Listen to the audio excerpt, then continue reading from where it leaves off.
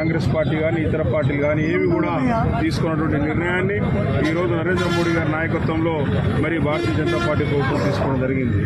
ఏదైతే మన జనాభా లెక్కలతో పాటు కులగణన చేయాలని చెప్పేసి నిర్ణయించుకున్నారో అది నిజంగా కూడా భారతదేశంలో అన్ని వర్గాల ప్రజలు అందరూ కూడా హర్షిస్తూ ఉన్నారు.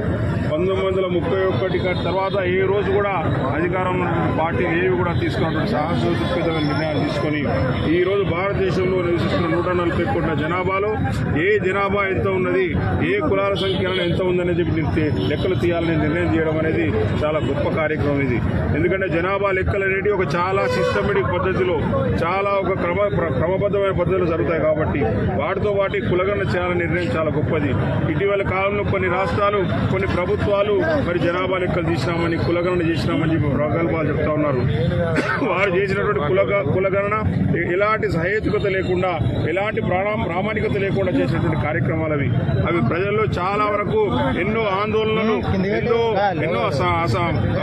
అనుమానాలు నిలయకొచ్చిన సమస్యలని అన్నింటినీ కూడా దూరం చేస్తూ ఈ రోజు మరి జనాభా లెక్కలు సేకరిస్తూ అదే సమయంలో కులగణన చేయాలనేది చాలా గొప్ప నిర్ణయం. దీన్ని ఈ రోజు మా భారతీయ జనతా పార్టీ అధ్యక్షులు కృష్ణారెడ్డి గారి ఆధ్వర్యంలో ఈ రోజు కరీంనగర్ లో తెలంగాణ చౌక్ లో మరి భారతీయ జనతా పార్టీ నాయకులు కార్యకర్తలు అందరూ కూడా పెద్ద ఎత్తున సంబరాలు చేసుకుంటూ మోడీ గారి చిత్రానికి పాలాభిషేకం చేయడం జరిగింది.